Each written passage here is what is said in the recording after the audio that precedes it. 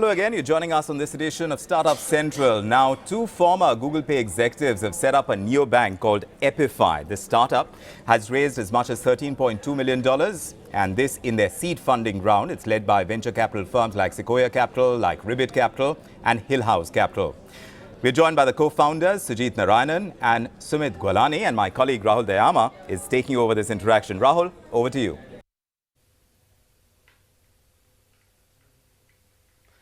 Thanks, Vikram. Interesting startup, Epifi, clearly targeting millennials on how they spend and save money. And as you indicated, joining us are Sujith and Sumit, both of them. Thank you so much, both of you. Congratulations on the fundraise. What really caught my fancy was it's interesting. Your product is not out in the market yet, but you already have a clutch of high-profile investors backing you. I'm sure the Google Pay experience really has come to your rescue. Thank you so much for having us on your show. Yeah, we are fairly delighted to be here. It's been an interesting journey for us. We've worked fairly closely in the payment space, launching out Google Stays app 2 years ago in that sense, and that's given us significant amount of insight into consumer behavior, especially on the financial services space. That deep understanding of users and the kind of product and team that we were able to create helped us in our conversations and in the plan that we had worked on with investors. And that was something that they found a lot of confidence in and then decided to back us. So we're absolutely delighted to have the kind of investors like a Sequoia, Ribbit, Hillhouse, and other angel investors backing us in our venture. Interesting. Could you talk to us about the product now? You're saying that you're not only trying to sort of gauge how millennials are spending money, but also how they can manage it better. The product is really for launch a few months away. What really do you have in store for us? We've spent a fair amount of time looking at the millennial category or the digital natives as we call them, right? And we realized that financial services is fairly fragmented for that consumer base. And the need of the hour was to actually create a slightly elevated but simple, intuitive banking experience. A banking experience which doesn't only focus on the vaulting of money or payments, but actually goes beyond that. It goes into the spaces of demystifying finances for users, maximizing their savings. Everyone, whether it's you, me, or especially millennials in today's day and age, really want to save a lot more. They want to understand where they're spending money. All of us start off in Jan with our resolutions saying that I wish I knew where all my money went. This year I'm going to save more, for instance, and I should spend intelligently. And we figured that essentially was what the banking experience should deliver for a consumer. And that led to the idea of deciding that we would partner with banks and actually create a completely new way for them to bank. If the UPI apps created a new way for you to transact on payments, then the time was opportune for consumers to experience a completely new way of banking.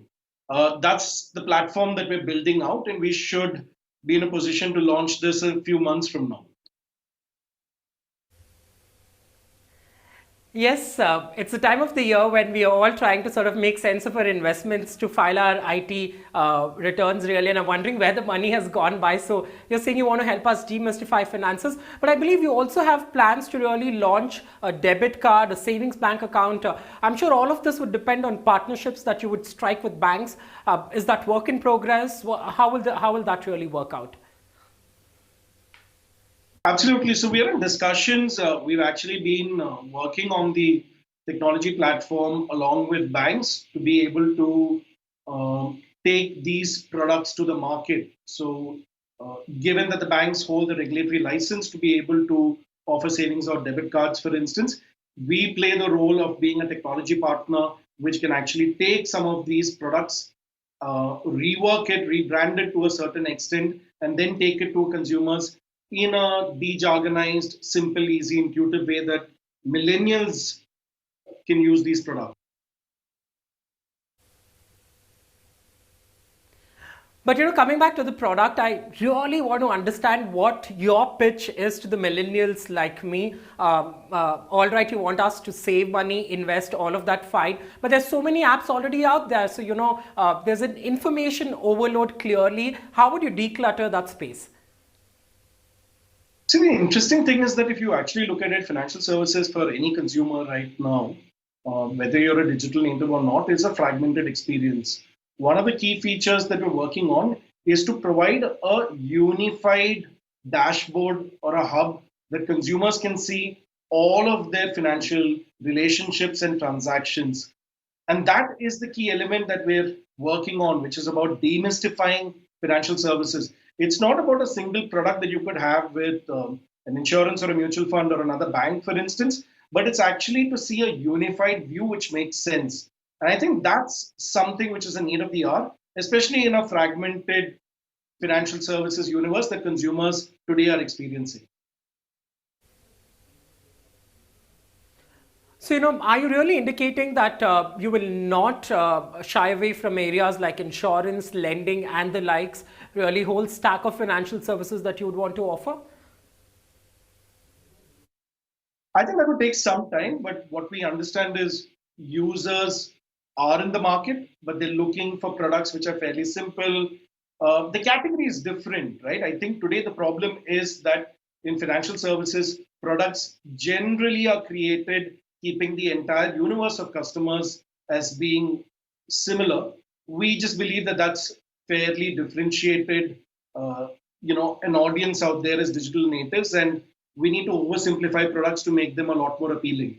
So over a course of time, yes, there are spaces like lending, investing, for instance, which are allied and things that consumers would look at. So that's something that we'd love to offer as well. All right, lending seems like everyone wants to get into that space. But all of this, your new startup would not have been possible but for your stint really at Google Pay. What really has been your biggest learning from that stint that really, that you decided to go out there and start up on your own? I think we are at a phase or a point in time as far as financial services in India is concerned, that's really, really exciting, right? You look at, for instance, UPI coming in, the account aggregator space, RBI opening up video KYC, for instance. This is perhaps the most interesting point of time to be in the fintech space. That was clearly a draw for us when we looked at it and said, there's a large millennial digital native population. Financial services as a category is turning out to be one of the most interesting spaces that you could start up in. I think to a large extent that was our motivation, saying that can we actually build out something which taps into the opportunity and the space that is making itself available right now. And just to add, more importantly, adding the value that millennials want, a differentiated, customized experience that serves their needs. But let's be realistic. It is a crowded space, even as you tell us that it's a massive opportunity out there. There are a lot of neobanks that's talking about an information overload.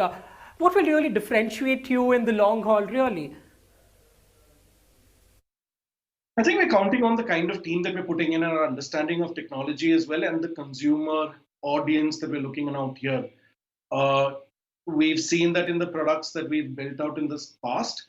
The kind of depth that we've been able to go to, the kind of team that we've been able to look at, I think we're counting on building out on the strengths that the team has and the team that we've actually put together.